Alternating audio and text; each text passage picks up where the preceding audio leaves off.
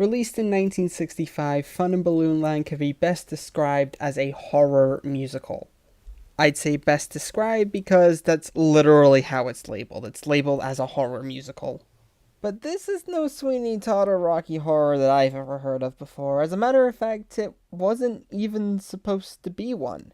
This is supposed to be a kid's film, but it ended up somehow becoming a horror film. Go figure. Nope. Nope. No. Nope. No. No. Not. No. Just no. No. What time is it? A very big fat fucking nope o'clock. Aren't we lucky? Hello. Okay, no. I'm not leaving until somebody tells me who thought it was a good idea to make this the opening theme for a kid's film.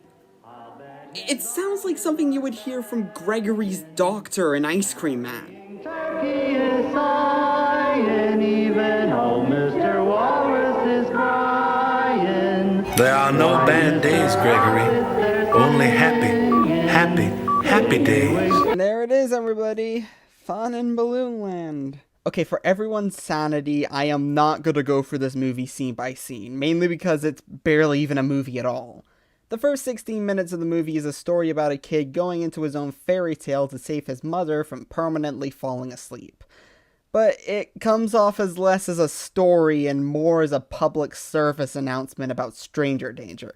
'Cause am I the only one who thinks that Balloon Land sounds like something a pedophile would come up with to lure kids into his creepy basement? Hell, this looks like the footage of the last time you'll ever see your kid alive again. It's a cornucopia of ew. Oh, you're at the bottom of the ocean, where I am the king. You are welcome. I am calling the police. After that creepiness, the story just sort of ends and we get half an hour of stock balloon parade footage. Narrated by possibly the horniest woman in cinema since Panty Anarchy. Hickory dickory dock, the mouse ran up the clock. The clock struck 1 and down he came. What was Gadget from Rescue Rangers in the clock or something? What? Why did you just randomly come out with that? Do you think the chimes scare him? What the hell? Why are you asking me? You were the one who came out with Hickory dickory dock. The mouse went up the clock. Come! So just the mamas and their babies are allowed to parade in the circus.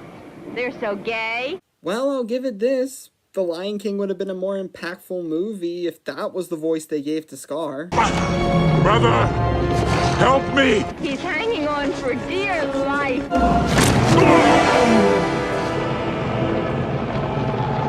He's silly because he's crying. And why is he crying?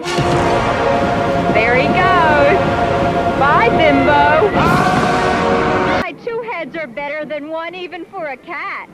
1 can be gay and 1 can be sad. Vote now on your phones. Strong. How tall. Is he gay? How straight. Oh. Okay. Hey, wait a minute. How does the elephant and cat get to be gay but the soldier can't? I am very confused. The film then cuts back to the boy who presumably dies with everyone else. I don't know. He falls asleep and never really wakes back up again. And then we spend the last 6 minutes doing a Q&A session? What a very elusive and creepy film. Hell, it doesn't even have any credits. It just flashes the end card and does a reprise of the song from the beginning, except it's in the past tense. For some reason. Even old Mr. Walrus is crying. Me too, man. Me too. So yeah, I genuinely don't know what it is about this movie that creeps me out. Whether it be the creepy plot, haunting opening song, the basement found footage of Pete Sandusky, random racist stereotypes, and balloon designs that are on par with the sex doll kite from Priscilla, Queen of the Desert. But this entire 53-minute odyssey felt very, I don't know, liminal in a way? At least in a way no films felt before. There's little to no music, the sound effects are done on set, and nobody has been credited, like, at all. Meaning that either nobody wanted anything to do with this, or it came down to planet Earth one day and nobody knows where it came from. Oh yeah, interesting thing about the narrator, she was eventually identified later on as Dorothy Brown Green, who was also in other low-budget kid ventures like Santa and the Ice Cream Bunny and Santa's Christmas Elf. Named Calvin. She sadly passed away not too long ago, and her legacy will forever live on as that one horny narrator that uses her balloons as vibrators.